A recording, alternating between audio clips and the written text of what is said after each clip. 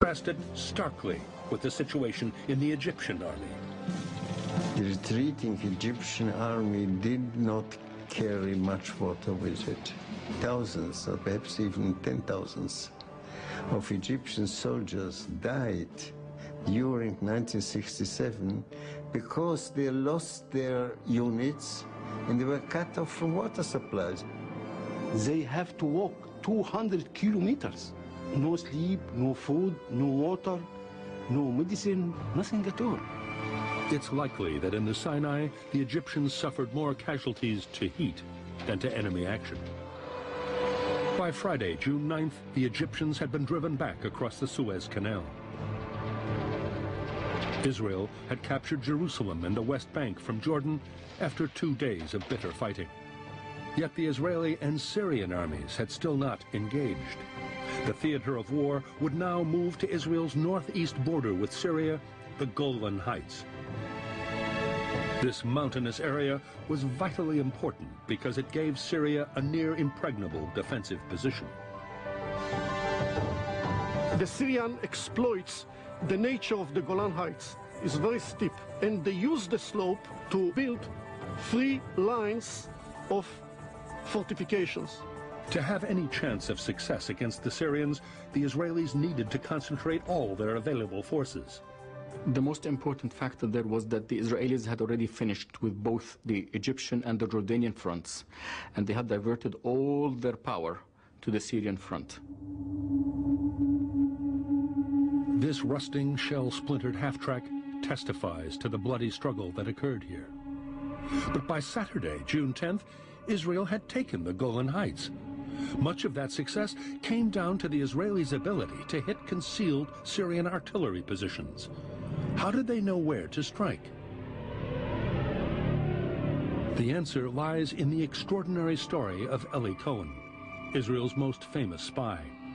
In 1961, Cohen's brothers, Abraham and Morris, were kept in the dark about his real life. We didn't know exactly what he is doing abroad, but we do know that Eli is doing something for the government. Cohen was working undercover in Syria for Mossad, the Israeli secret service.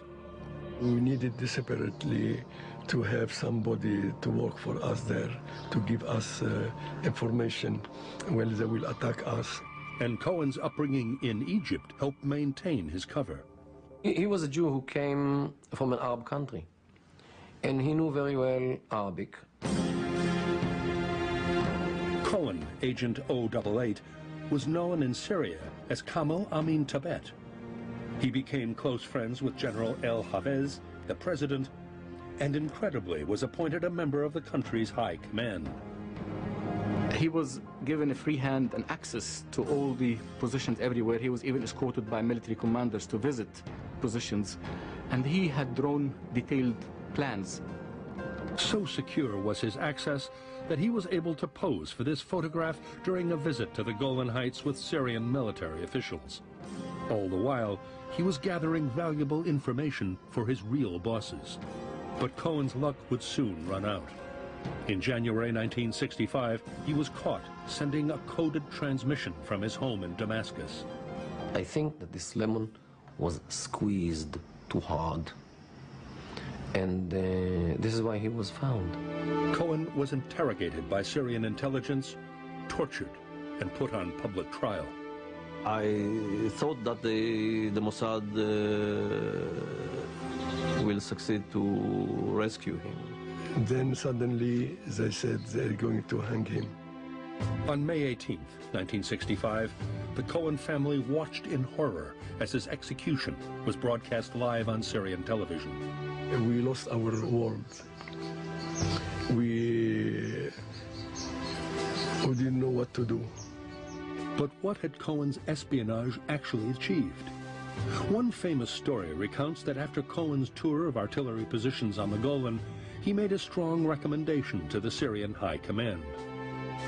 He says those guys are suffering from sunburn and heat casualties. We must do something to protect them from the sun. Nothing is too good for our boys in the field. Plant trees by every artillery emplacement. And they do. They plant trees by every Syrian artillery emplacement on the Golan Heights. And the Israelis watch these trees growing up, telling them exactly where every Syrian artillery emplacement is.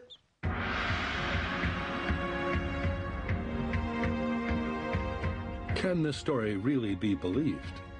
40 years after Cohen's death, his brothers have come to the Golan Heights in search of evidence. It's very exciting to be here in the very spot that Eli walked here with the Syrian delegation in the border. They found what they believe was one of the Syrian fortified positions their brother visited. This vast complex of hidden bunkers is still intact. You see, this is another bunker. This is another one. All around the area, there is many bunkers. You see this eucalyptus tree? Yeah. Perhaps Eli suggested to plant them here as a shelter from the sun here for the Syrian soldiers. Tellingly, the Golan slopes in this area are virtually bare.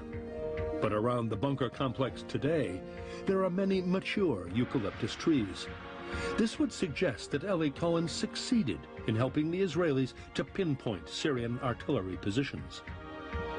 He had sent to the Israeli military detailed plans of where the positions are and the number of troops there. And in fact, they had known almost everything about the Syrian forces in that area.